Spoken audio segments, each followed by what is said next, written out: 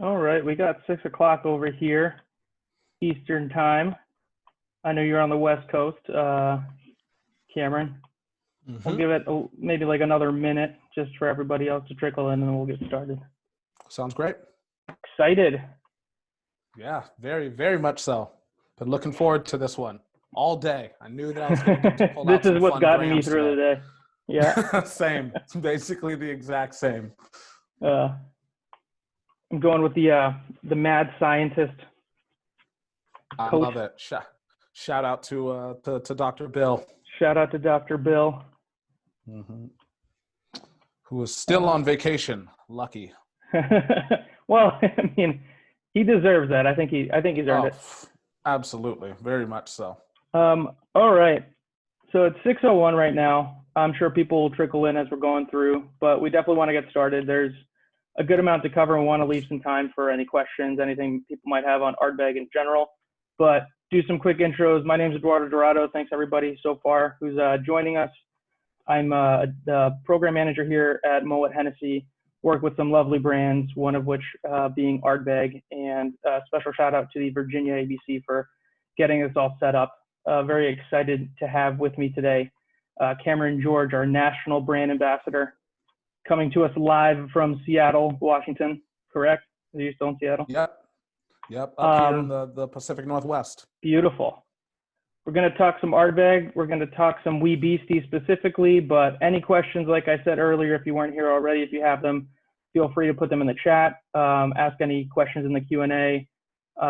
Again, very excited to have everybody here. And Mr. George, take it away. Absolutely. Yeah. So my name is Cameron George. I'm our national ambassador and educator on behalf of Ardbeg here in the U.S. My story with Ardbeg starts almost 8 or so years ago. The first time that I visited the distillery, I was actually there to visit another distillery, one that we all know very well as well. It's not necessarily a rival of ours, but one that we like to keep tabs on. Starts with a B, ends in Loddick. So I took a wonderful trip out there. They had actually flown me out, and I decided that on this pilgrimage to Islay, I wanted to try to hit as many of the distilleries as I possibly could. Flew out 2 days before my stint with them, and I spent 2 days exploring Ardbeg. Didn't get to see another distillery on the island. I absolutely fell in love with the place, and I kind of feel like I left a little bit of my heart there. Got to meet Jackie, and I got to meet Mickey for the very first time as well. And just very much so hit it off. And I fell in love with not only the place, but I had also, already kind of fallen in love with one whiskey in particular that is a little bit of a unicorn, and one that I'm very proud to have a few bottles of upstairs, which is Arnhem Based, which is coincidentally the name of the farm that Ardbeg actually sits on and has sat on since 1815. As we all know, the stories of Ardbeg are draped in myth and legend and lore, and that's one of the things that us Ardbegians have fallen in love with. The stories of the illegal and illicit distillation that took place on those grounds, dating back before the distillery was even legitimate. The Ardbeg went legal and legitimized in 1815, became a licensed distillery in 1815. And that was around the time that a lot of the distilleries on the island actually, received their licenses at the same time, because the first excise man wasn't posted on Islay until 1814, which is substantially later than anywhere else, any other region than Scotland. So the history of illegal distillation is built into the fabric of this island, and very much so into the fabric of this brand. You've seen it with iterations of whiskeys like Ardbeg Dark Cove is kind of an homage to some of that story as well, Sure. right? So where does Ardbeg Wee Beastie kind of come into this story? An age-statemented whiskey that, is going to be one of the pillars of what we call the core range. The 5-year Wee Beastie is very much so our attempt to take you as close as we possibly can to the peat bogs that, kind of dot the island. The peat bog that we most commonly, harvest or source our peat from is one that is very much so used by Port Ellen malting facilities, who is our purveyor of all of our malted barley. I shouldn't say all of, but most of our malted barley. We do have contracts with other malting facilities like Baird's up in the Highlands, but those are mainly kind of insurance policies. Port Ellen Maltings supplies 7 of the 9 distilleries on the island with malted barley. And, you know, very much so, peat is the terroir of Isla. It's not necessarily malted barley, but it is very much so the peat that is the terroir of Isla. So our malting facilities, Port Ellen, generally source their peat from right up the road, which is basically a peat bog that's called Glen Macquarie, right? That's also the name of what is probably the nicest hotel on the island. I would say if you're ever on the island, please try to either stay at Ardbeg Distillery or stay up at Glen Macquarie. The Macquarie is just this absolutely fantastic venue, hardest golf course I've ever had to play in my life. You know, you're out there with an iron and you hit these lofty shots that hit this cross breeze and your ball can just end up, you know, basically in a bog. It's hilarious. Yeah, so that place, that place is incredible, for sure. It's incredible. You know, that was where they, you know, last time in January when I was over at the distillery again, that was actually where they had us stay because, you know, the like spaces at the distillery were actually taken up. So I couldn't stay at the distillery again, but, you know, consolation prize is staying at the Macquarie itself. We'll take it. Ardbeg Wee Beastie is our attempt to take you as close as we possibly can into the stills at Ardbeg, but then also into the peat bogs as well. As we know and love peated whiskeys, heavily peated whiskeys, they are typified and kind of iconic because of what we call phenols or phenolic parts per million, ppm, right? That's something that you hear referred to at Ardbeg over and over and over again, that Ardbeg is peated to a level of 55 parts per million. And that is a truth, but it's also a lie at the same time. If anything, it's actually 55 to 65 parts per million. It's a range. This is something that Colin Gordon, who's the new distillery manager at Ardbeg, will tell you till he's blue in the face, is that Port Ellen, maltings in general are not capable of hitting a consistent ppm every single batch because you're going to have different factors that come into play. How, you know, what level was that peat sourced from? Was it sourced from the top layer, which is called the acrotelm? Was it sourced from a little bit lower in that bog, about 5-10 meters down, which is called the catatelm? Those 2 different layers are going to have different organic components that are essentially captured or left in, if you want to use a Star Wars term, like kind of captured in carbonite, right? Because these peat bogs are essentially carbon sinks. They're a carbon-rich environment where you have decomposing plant matter, right? So there are active organic compounds, and that's what makes peat a wonderful fuel source and something that has brought life to Isla for thousands of years now. Sure, yeah. So those 2 different layers are incredibly important. The catatelm is going to dry a little bit slower than the acrotelm. Catatelm is going to have a little bit more organic compounds and properties, and because of that, its moisture content is going to be a little bit higher, which means ultimately it's going to dry just a little bit slower.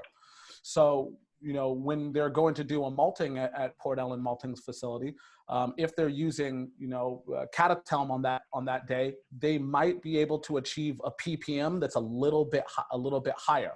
If you're using acrotelm that is not as moist, you're going to generate a little bit less smoke and a little bit more heat. The idea with maltings, especially when you're using peat to dry malted barley, is that through the first 16 hours is when you're going to impart a lot of those phenols. Because after those first 16 hours, you're moving into a period that's called post-break. So that post-break is when you now switch away from using that peat as your main fuel source, and now you're using something like charcoal, or you're using something like a natural gas to now dry out that malted barley. And what that's going to do is that's actually going to drop the moisture content, but you're not imparting phenols. So all of those phenols come throughout the first 16 hours, right? Right. So Wee Beastie 5-year, absolutely fantastic, because as you get farther and farther away from that genesis point, or the point where you're imparting these phenolic compounds, you're going to start to lose them. You're going to lose them in between the 3-mile trek that it is from Port Ellen Maltings all the way over to the distillery. You're going to lose them in fermentation. you're going to lose them in distillation, a lot of them in distillation, and you're going to lose a lot of them in maturation phase as well. So the shorter the amount of time of that maturation phase, the more phenol that you're going to see represented in drink, which is absolutely fantastic. So when you look at a whiskey like Ardbeg 10-year, which is again peated to that level of 55 to 65 parts per million, by the time we raise a glass of Ardbeg 10-year, realistically, it's down to about 20 to 25 parts per million. A glass of Ardbeg Wee Beastie is going to be around 30 to 35 parts per million, so substantially higher. Oh, wow. And that's because those phenols are left intact. You're not losing as many of them to evaporation. You're not losing as many of them to the oak as well. So there's a lot of reasons for that. And that's another reason when you look at whiskeys like Trebon or Ardbeg 19 or even the iconic Ardbeg 17 from years past, those whiskeys seemed softer, rounder, less of that in-your-face kind of beautiful salted buttermilk and brine aspect that we really love about whiskeys like Ardbeg 10, Sure. especially Wee Beastie, Korjevrekken, Ugedal, and NO as well, right? So when Dr. Bill and Brendan and Jillian, the whiskey creation team at Ardbeg and Glenmorangie, set out on this wonderful experiment, I had the distinct pleasure of actually choosing the bottling proof for Ardbeg Wee Beastie. So this exercise was a blast. I can tell you that it made my already dream job even better. Sure. So I received in the mail one day a large package from Brendan, who had sent me, let's call it was 5 perspective whiskeys, 5 different whiskeys that had different makeups of ex-bourbon cask and Oloroso sherry cask, right? Let's say one was 60% ex-bourbon and 40% sherry. One was 70-30, 80-20, 50-50, then flip it 60-30 Sure. and then 70-30 the other way, right? And then all of those at different proofs. So I received basically 20 different whiskeys. And over the course of a week and a half, was charged with tasting these whiskeys against each other, and then making a set of cocktails as well with the said whiskeys. Because the aim of Wee Beastie... By the way, yeah. you definitely want to get into cocktail making, especially with Wee Beastie, which we can get into that in a little later. But yeah, Absolutely. Please continue. Of course. So the aim of Wee Beastie was really not only to take us as close to the stills and as close as to the peat bogs of Islay, but then also to make a whiskey that would be truly Ardbeg and stand up to the rigorous taste tests that the whiskey creation team puts it through, but then also to be something that was price point friendly enough to be mixed in cocktails, not only in our homes, but also at cocktail bars and whiskey bars alike as well. Right. Sure. So that was a very, very fun kind of process. And we understood that sherry needed to be a part of this whiskey. Oloroso sherry needed to be a part of it, not only for the softness that it's going to impart, but also for what we refer to as like rancio notes or oxidative notes, right? And it gives this whiskey a duality between kind of big, bite, aggressive, and then something to also kind of rein it in, just Sure. a touch, just a Mellows little bit it as out. well. Exactly. Yeah. Again, Ardbeg, we practice in, not necessarily in finishing, even though I'm lying to you, because Drum has an idea of finishing as well, because Ardbeg Drum did take some whiskey from ex-bourbon and then move it over into ex-rum cask, and some of that whiskey started in rum cask and was moved over into ex-bourbon. So there was a little bit of juggling there. But for the most part, Ardbeg behaves in this manner. We mature in this manner, which is essentially maturing separate components and then bringing those whiskeys together and quite literally marrying whiskeys together or blending whiskeys together. Blending is absolutely still part of single malt whiskey, unless you're talking about single barrel, right? Sure. But yes, so we're putting these components together to be able to create this whiskey. And for the sake of Ardbeg Wee Beastie, It's 50% ex-bourbon and 50% Oloroso sherry cask as well. 47.4% alcohol by volume, still obviously a non-chill filtered whiskey. So you're going to get all of those delicious, incredibly textural, free fatty acids, things that are really going to start to grip your palate and make drinking this whiskey not only something that is intriguing to the olfactory system, but also something that is intriguing to the textural sensation that your papilla and your taste bud are going to be able to pick up as well, right? Do we have any questions so far? I'd like to Actually, take a pause. we just got one here from Stephen. Did I hear a 10-year would be around 60 ppm and wee beastie is around 30? Shouldn't the wee be higher? Did I mishear this? Mm-hmm. So that's not to say that we don't treat the new made spirit for any of the 5 whiskeys from Ardbeg's core range or any of the whiskeys that are generally committee bottlings. We don't treat that new made spirit any differently. All new made spirit at Ardbeg is peated to a range of 55 to 65 parts per million, right? That is what we won't answer Port Ellen's phone call if they're telling us that they have a malted barley, delivery that is below 55 parts per million. We will accept a delivery up to 65 parts per million. The highest that they can really achieve at Port Ellen, according to Colin Gordon, who used to be the site manager at Port Ellen Malting Facility, as well as the distillery manager at Lagavulin and Coila as well. But according to him, the highest he has seen at Port Ellen Malting Facility is 95 parts per million, which is too high for Ardbeg, Ardbeg's core range whiskeys. We would use those in something like the Supernova series. But for Ardbeg's core range series, all of that malted barley is between a range of 55 and 65 parts per million. When it comes to the in drink, if we were to run high performance liquid chromatography on the drink Ardbeg Wee Beastie versus the drink Ardbeg 10-year, it would be higher for Wee Beastie because we've lost less of those phenols. So in drink, if we again ran HPLC, high performance liquid chromatography, Ardbeg Wee Beastie would register at about 30 to 35 parts per million in drink. And Ardbeg 10-year would register at about 22 to 25 in drink. So I think that answers the next question, or one of the other questions. If ppm is a peat level measurement for the barley, how are you measuring ppm in an aged whiskey?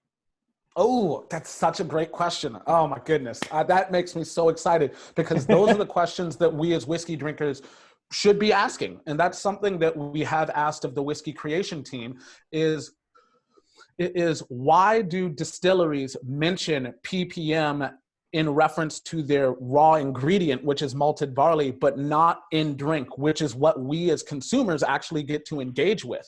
Right. And that's industry standard. And kind of Dr. Bill and Brandon would say, whiskey creation team's, biggest enemy is marketing, right?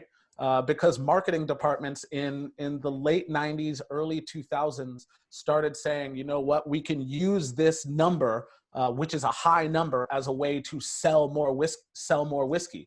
So, I've already mentioned our friends across the island at a distillery that ends in Laddock. They make another whiskey that comes in a slightly opaque bottle that is generally a little taller, begins with an O and ends in octomore. Jesus, I just said it.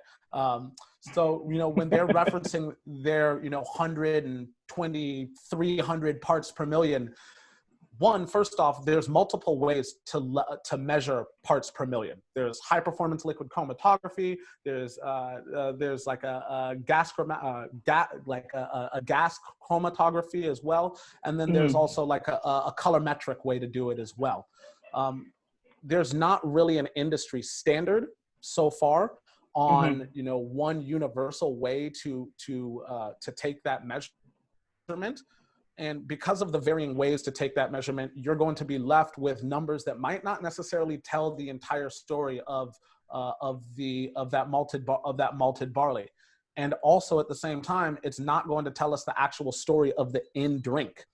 There are over 10,000 different phenolic compounds But the best tasters in the world, the super tasters of the world, can realistically only really pick out and identify about 8 of them. So it's not necessarily about how many phenols you have, but it should be more so about which phenolic compounds are you actually picking up, right? So Right. ones like M-creosol, O-creosol, you've got M-creosol, O-creosol. You've got phenol as well. You've got 4-methylphenol, 4-ethylphenol. There's a bunch of different phenolic compounds that our palates can actually register. So if we're picking up ones that our palates can't even register, but we're still attributing those to part of the flavor and why you should buy a whiskey, that is marketing at its finest. That is marketing 101. Again, always blame the marketing. Always. I've heard plenty of times hearing it from Dr. Bill, Brendan, David, across the board. But very interesting on that. Actually, a couple of other questions that are coming in, so I'm going to try and get them going. Let's see here. As I'm looking through, could you repeat which casks and percentages are used for WeBC? Oh man, you're gonna try to get me in trouble here. Dr. Bill hates when I give away when I give away percentages, but I will tell you. We won't tell. It is right. Okay, it's just being recorded. No, but it is about 50% ex-bourbon and 50% Oloroso sherry. Dr. Bill has said that this is something that may be subject to change in the future, especially as the sherry industry struggles to find its footing, and sherry casks, continue to change. Sure. Sherry casks, the world of sherry casks is greatly changing. A lot of sherry casks are no longer using European oak. A lot of them are now being based and made from what we call Quercus alba, which is American oak, which is going to change the flavor profile completely of not only the sherries, but then also the casks that we're then using to create these whiskeys. So sure. For right now, it's 50-50. Okay, thank you. And yeah, that definitely changes the consistency that we want in Ardbeg. Now that a young age statement has been well received, is talk of finally presenting the rest of our core range with their respective age statements. And this actually goes in line with another question of how old is Corey Vrecken, or how many years it's aged. But do you want to touch on that a little bit? Absolutely. Yeah, definitely comfortable with those. Great. Another great set of questions, 2 fantastic ones. So I don't see a world where Uigeadail or Corey Vrecken become age statemented whiskeys. Those whiskeys rely on ranges that are a little too great. Corey Vrecken is generally between 8 and 11 years old. Uigeadail, it usually finds its footing in whiskeys that are generally between like 9 and at the highest about 14 years old as well. Some of those sherry casks for Uigeadail are up there at about 14 years old as well. So I don't necessarily see a world where Ardbeg age statements those whiskeys, because I don't necessarily think that age statemented whiskeys are inherently better whiskeys. Sure. I think that having non-age statemented whiskeys allows us the freedom to be able to lay down stock so that we can have whiskeys that are 19 in the 20-something line in the future. And then also having whiskeys that are 5-year-olds and also young whiskeys like NO, which, relies heavily on whiskeys that are generally between 4 and 6. Having a wide gambit of non-age statemented whiskeys allows us the freedom to lay down stock to do longer aged expressions in the future. Sure. It's all about the whiskeys and not as much the specific age for us, right? Exactly. Absolutely. Yeah. Another question here. I'm not sure if you're a cigar aficionado, but what cigars would you recommend pairing with WeBC with 10-year-old as well? Yeah, absolutely. For me, I am a huge lover of Davidoff. I absolutely love Davidoff's Late Hour, and I actually pair the same cigar for Ardbeg WeBC and Uigeadail, which is the Late Hour. For me, I think that those are just absolutely fantastic. the rancio notes of both of those whiskeys, the oxidative notes, the kind of like almond and toffee, and then rich, like almost fatty aspect of them just pairs so well to that cigar in particular. So I definitely keep those in heavy rotation for me as well. And then for the 10-year, I generally go with things that are a little bit lighter blends. I'm a huge fan of the zingy and kind of zesty aspect of Ardbeg 10-year. So any cigar that can really pull forward, like light stone fruit and citrus notes, I'm definitely going to pair that for the 10-year. That sounds amazing. Let's see. How does WeBeastie fit in the big picture long-term, considering production doubling project should be completed? Mm-hmm. Yeah, absolutely. We don't necessarily know what what the new distillery capabilities or the new still house capabilities are going to look like at Ardbeg. In theory, it's going to double our capacity. But it won't be an immediate, Ardbeg goes from 1.3 million liters of spirit to in 2021, 2022, we're making 2.6 million liters of spirit. We're going to have to understand the capabilities of the distillery. So it'll be a gradual incline. But again, having a whiskey like WeBeastie and having a whiskey like Anno and 10-year as what we're going to refer to as the monsters of smoke in come 2021, having those three whiskeys be kind of the beating heartbeat of the Ardbeg distillery. And still, we're not, doesn't mean that we're not going to be producing Ugadal and Corey of Reckon. Those will still be part of the core range. But those three whiskeys will very much so kind of become the face of Ardbeg's regular production.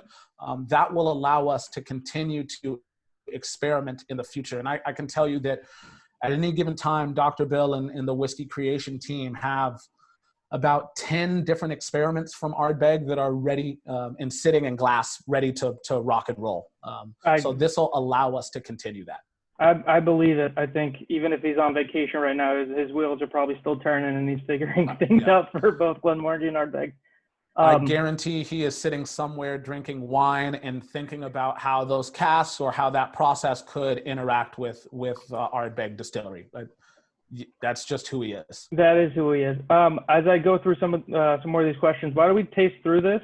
If you want to walk us through it, and then we can talk about a little bit of the components, the qualities of WeBeastie, get into a little more of the cocktail as well. So absolutely, of course. Sláinte. Yeah. Sláinte.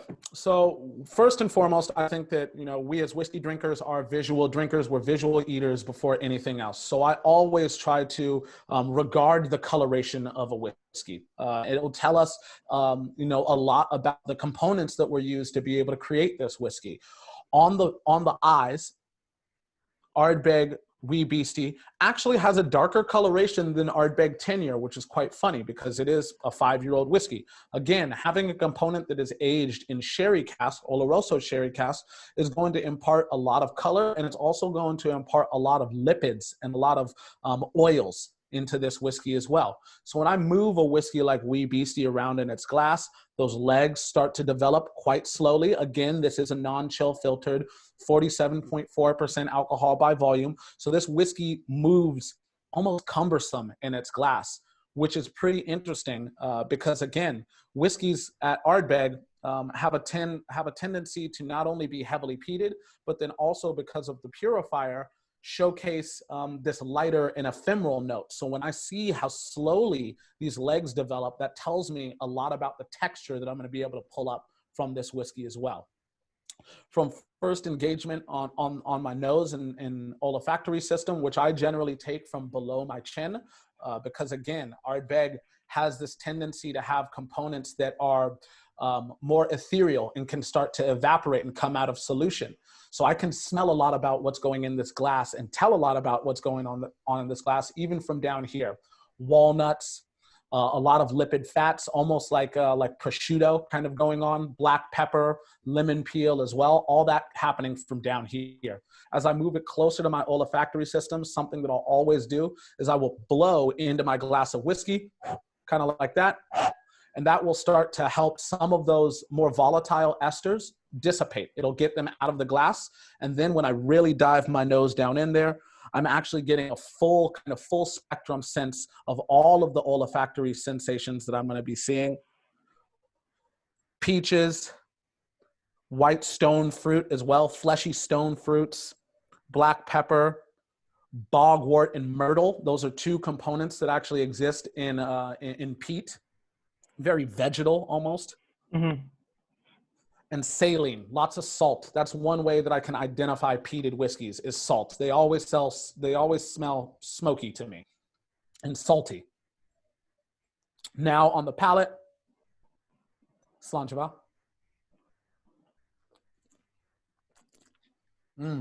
What everyone's been waiting for. Yeah. Yeah.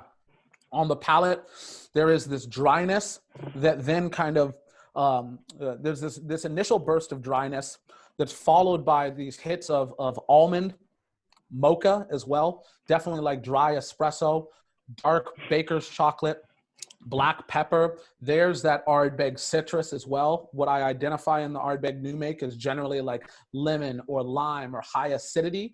Really starts to rear its head kind of mid palate for me. And then all of those nice kind of peaty, chewy oils round this dram out just absolutely perfectly. Very well composed, assured, whiskey that's very sure of itself. It really is. That's something special. A little bit of water. Yeah, I'll add just a little bit of water to it as well, just to see what happens. Water and whiskey are a fantastic mix together. It's literally 33% of the recipe. Malted barley. Add a little here. Yep, there you go. You've got malted barley, you've got yeast, and you've got water. The water makes up 33% of the recipe for a made spirit. When I add a little bit of water and go through that entire regimen again, now it's started to relax this whiskey, and the fattiness, the weight of the whiskey is now starting to take over just a little bit more. Bring it back up.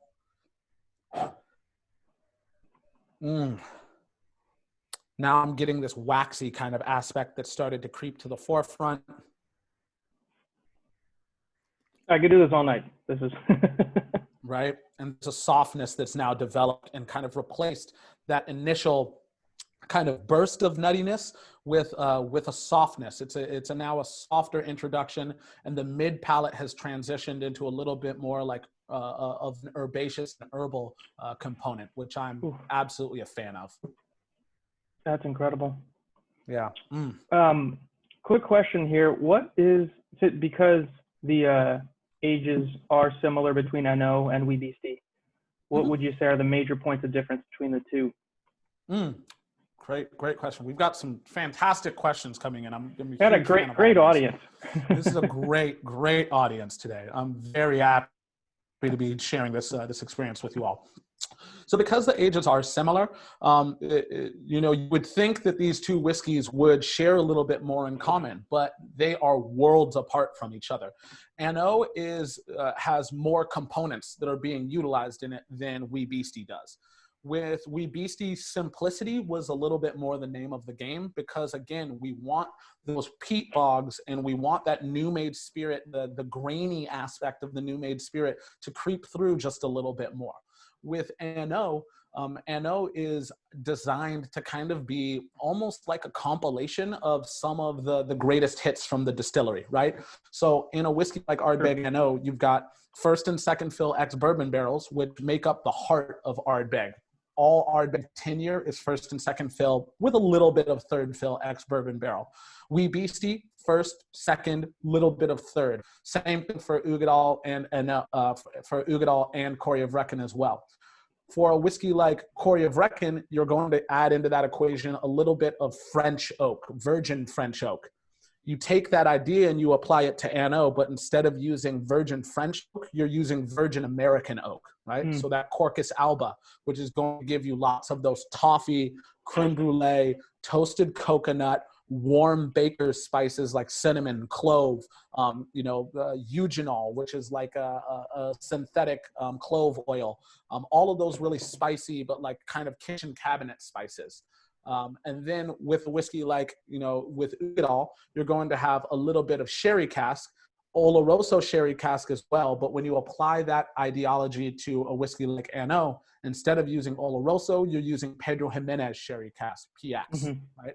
So now it starts to take this kind of rounded turn from having dry, kind of like almonds and walnuts, to now rounding that corner to darker, dry chocolate, rich red fruit, blackberries, raspberries as well, things like that. Great question. It's amazing. Mhm. Another question here: does Ardbeg show up in any other products or anything else that is sold under another name? Great question. Um, the long answer of that would be yes. Ardbeg has historically done very well with independent bottlers as well as blended whiskeys. Hmm. Isla whiskeys came into fashion because they were used by blenders, right? Ardbeg right now currently does not set aside product or stock for blending. But we do, however, have a beautiful relationship with the Scotch Malt Whisky Society, SMWS, right? Yep.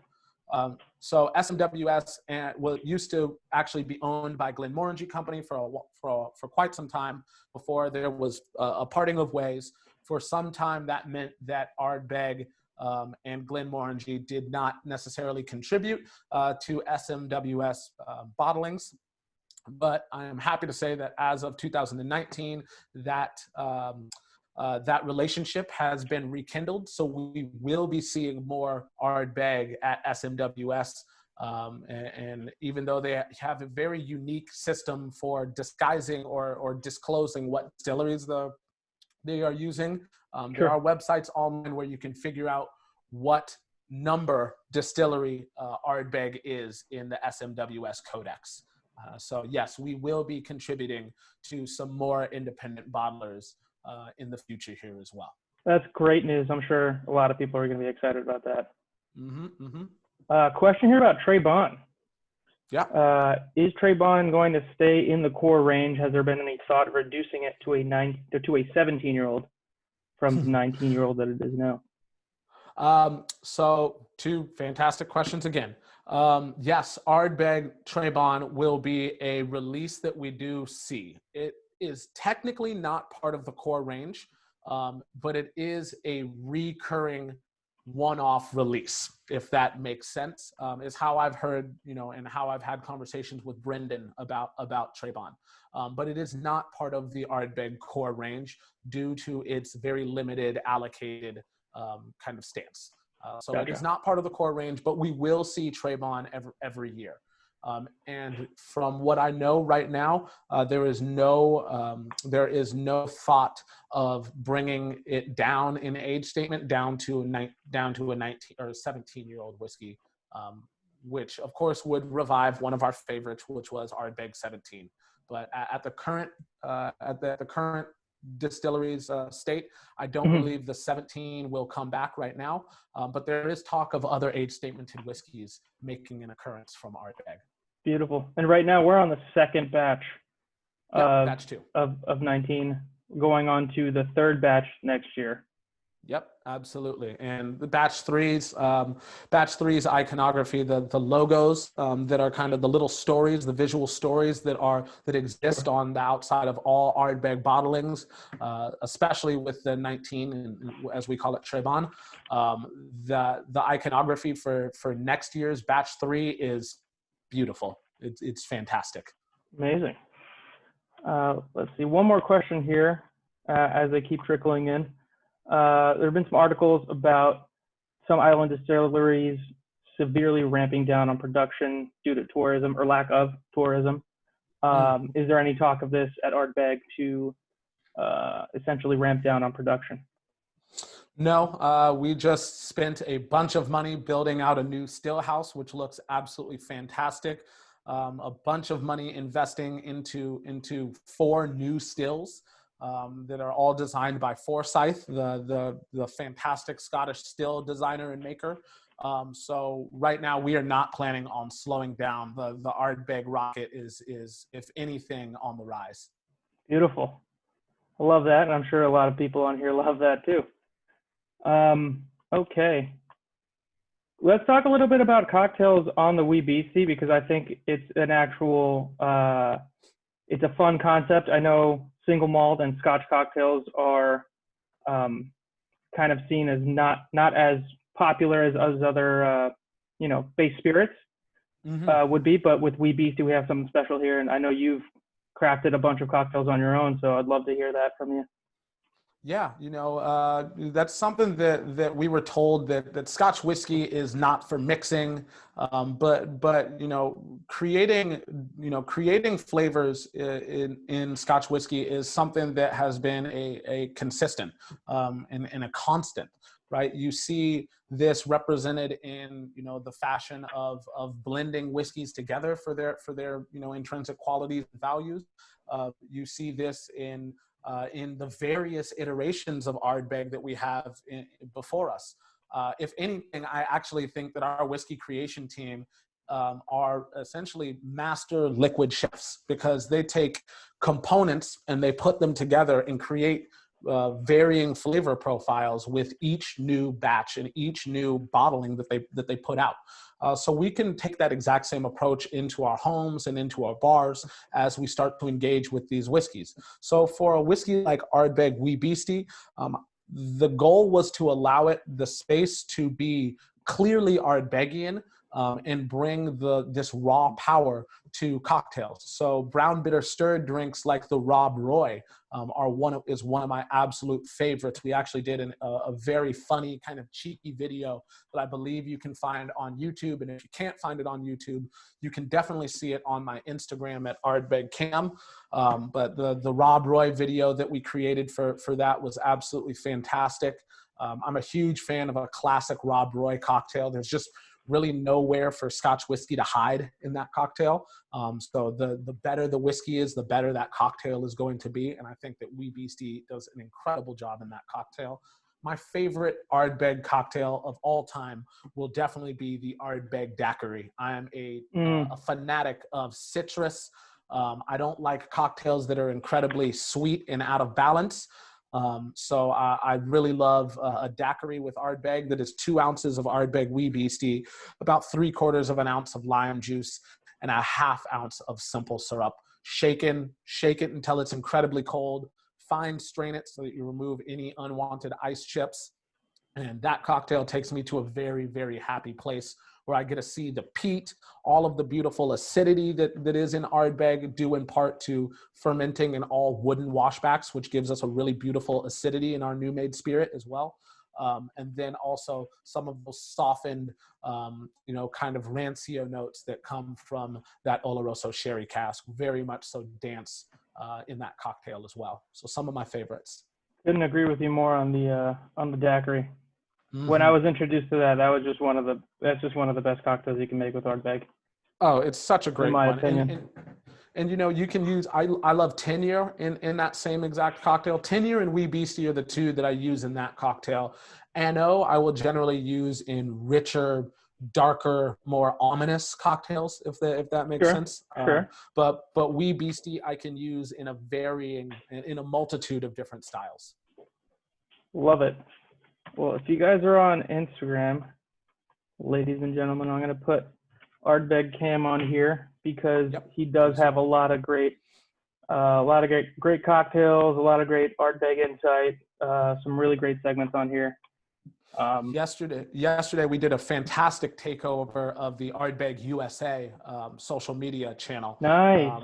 which was awesome, and I got to spend about an hour with DJ Barbecue, who is one of the most world-renowned barbecue chefs and grill masters in the world. He's a DC native. Mm-hmm, Right, exactly. Yep. right here, right from the area for all the DMV people Exactly. around here. Yep, I told him that I was going to be doing this today as well. He was very excited. He said he would try Awesome. to tune in, but he is overseas with his family currently. So it's a little bit later for them over there.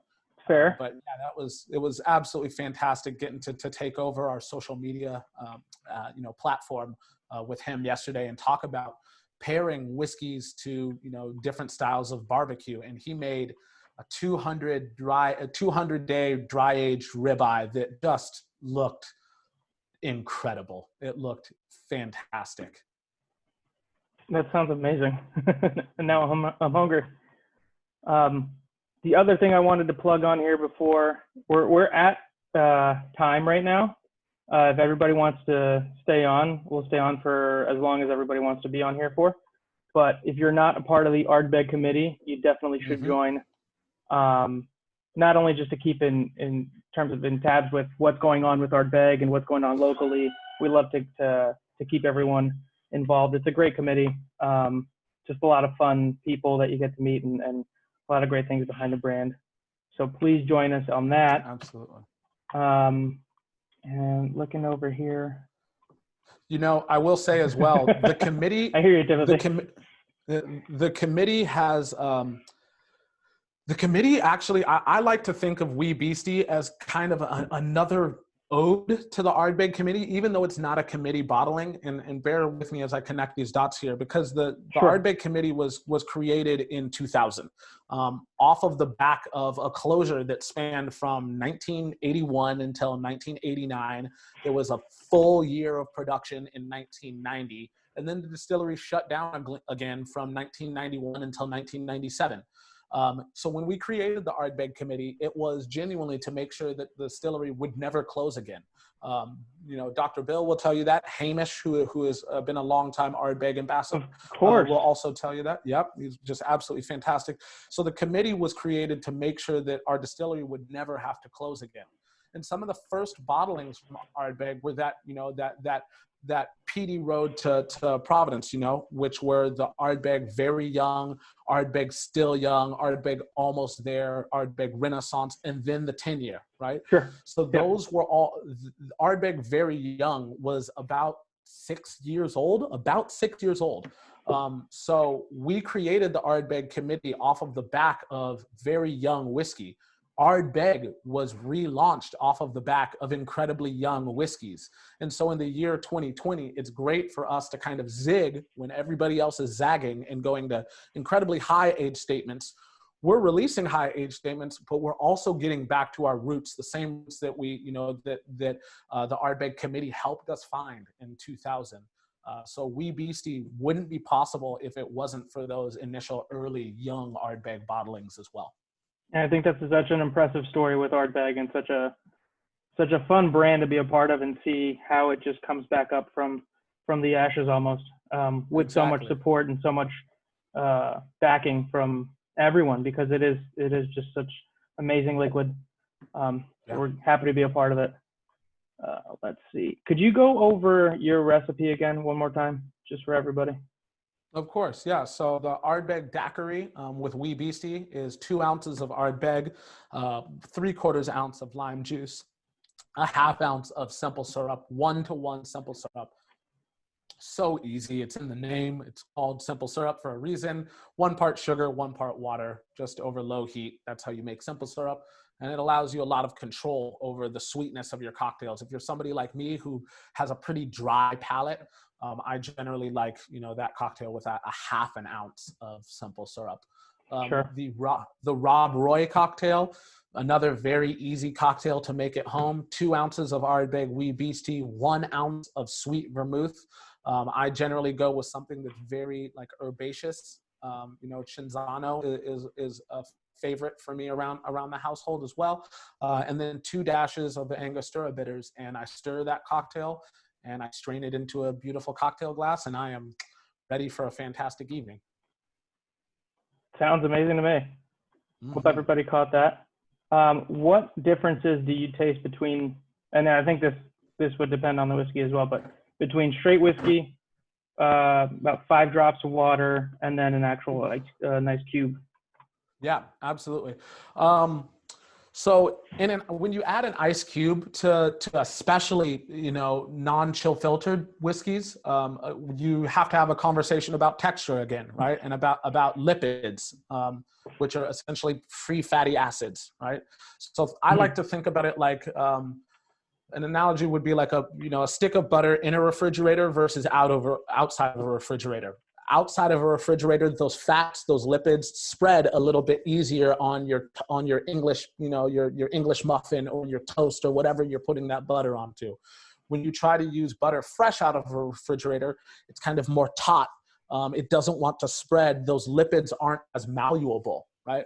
So when I add an ice cube to a glass of a whiskey like Ardbeg Wee Beastie, I'm changing the temperature, and as a result, I'm changing the malleability of those free fatty acids. I'm constricting those things just a little bit. If you do it with intention, and that's your intent behind it, it can be a wonderful thing. You can make the whiskey appear a little bit crisper and a little bit more pointed and almost more jagged and crystalline. If you're just adding water to it, you're going to encourage those lipids to continue to be able to spread evenly across your palate. So when you're adding ice cubes, you are adding dilution, but you're also changing the chemistry of the whiskey as well at the same time. Which I think is a very important note, because I feel like we fail, at least I used to fail to see that connection within the chemistry and within the changing of potentially the molecular structure of what you're drinking. Exactly.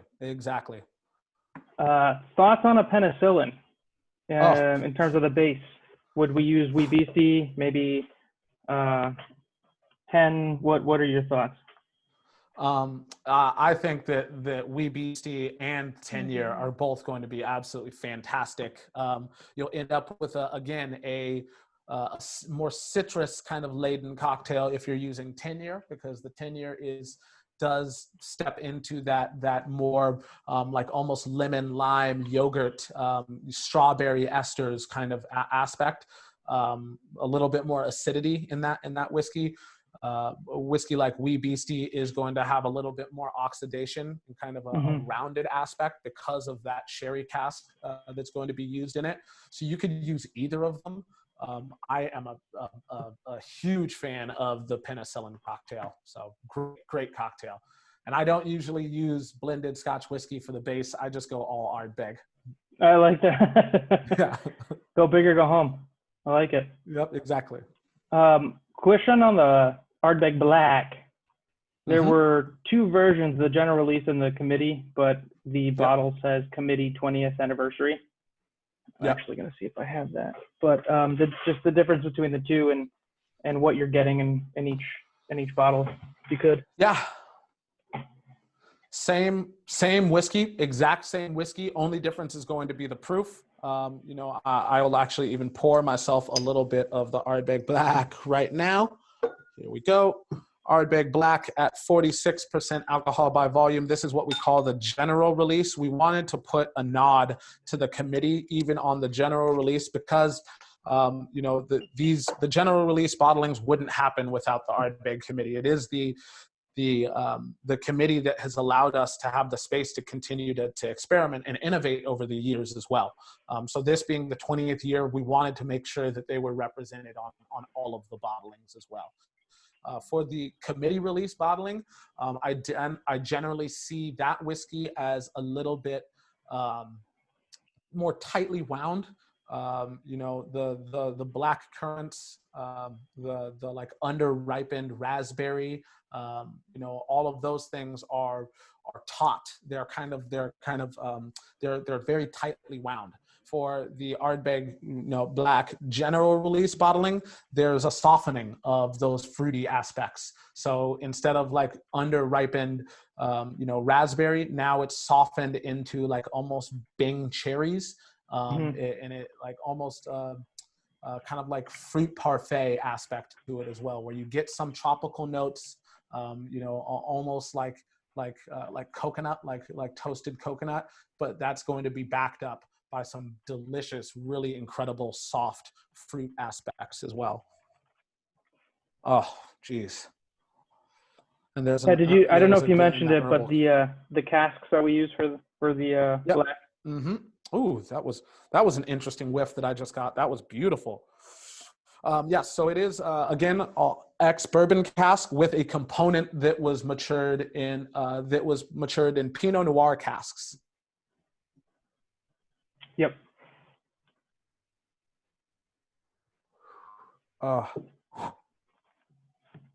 God, it's so fruity. It's just an fruit parfait is the way that I describe this whiskey. I hope everyone here is able to enjoy a dram of whatever Ardbeg you have available, whether it's the Wee Beastie. If you haven't tried it yet, hopefully after tonight you get a chance to go out to your local store and grab one. But whatever Ardbeg you're enjoying with us tonight, I think we're all in good company. Absolutely. When I add water to that Ardbeg Black as well, immediately you could see the swirling of all these fats and these oils in there as well. That's always pleasing. That's always one of my favorite things to see when I drop some water into a whiskey. The losing of those fats. Oh.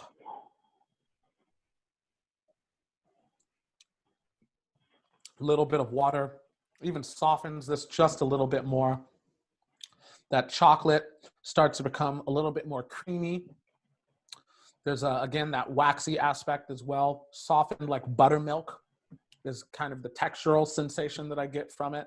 And all of that beautiful like sea brine, the salinity, and all this just wonderful kind of fruit that dances across the very top of my papilla as well. Love it. Fantastic. I look forward to doing some more of these in the future as well. Yeah, definitely. I think we'll wrap it up in a little bit. I was going to say, could you give us a little bit of a teaser on the on next year's release in terms of the committee in general? Yes. So next year's releases are before you go on, I just want to say that typically what we do with our releases is the committee will come out right around March. So keep an eye out for that. And then the general release will come out right around June. The timelines are always obviously different depending on where you are and what state, but that tends to be the case. So next year. So next year we're going to be treated to a few different bottlings for the committee members. One was originally supposed to debut in October, in this month actually, which was going to be an ode to Mickey in his last year with Ardbeg, his last month with Ardbeg. So that has been pushed until next year. I can openly discuss that absolutely fantastic whiskey, which is essentially kind of a nod to Ardbeg as the captain of the Ardbeg pirate ship. And then we're going to have the Ardbeg Day release, the Ardbeg Day committee release, which is going to be one that I cannot tell you the name of yet, but it is returning. It's basically the distant cousin of a whiskey that we did in the past called Alligator. So if you were familiar with Ardbeg Alligator, which involved a heavy charring of ex-bourbon casks, think along the same lines, just not with bourbon casks. And that's about all I can say. Like, just leave it there. That's all I don't want to get you in trouble. Yeah, exactly. I do enough of that by myself. Let's see. Anyone else with any other questions?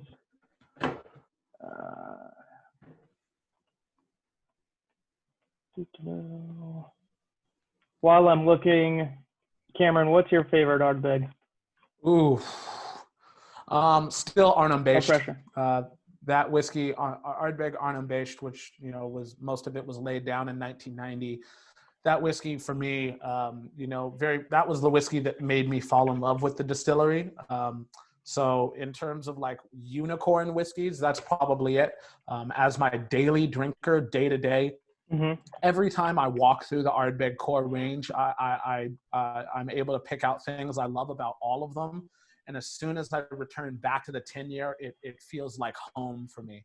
One of my great memories is 2 years ago or so, sitting outside on the dock at Ardbeg at like 1:30 in the morning with Mickey and just drinking Ardbeg 10-year out of a bottle.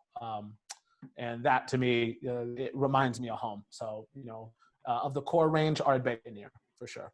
Well, I mean, I think on that, we just have to end it there. That was just beautiful. Yeah. Exactly. Right. Well, Eduardo, thank you very much for having me. I was, incredibly excited to get to do this with you. And these questions were fantastic. Just truly, truly some of the most impassioned Ardbegians. And I'm very glad that I've gotten to lift a dram and share a dram with each of you. I agree. I've done a few of these so far this year with everything going on. And this has been one of the most interactive and just some amazing questions. Hopefully, like I said, everyone's enjoying the dram tonight. Cameron, thank you so much for your time. Hopefully we can do something like this again soon. Another shout out, Heather McDonough from the Virginia ABC for setting this all up. Thank you. And a shameless plug, not having to do with Ardbeg.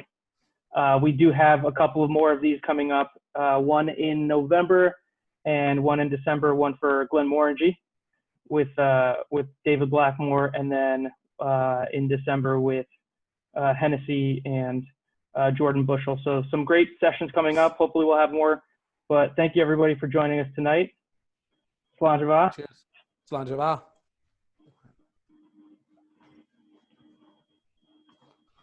Good night.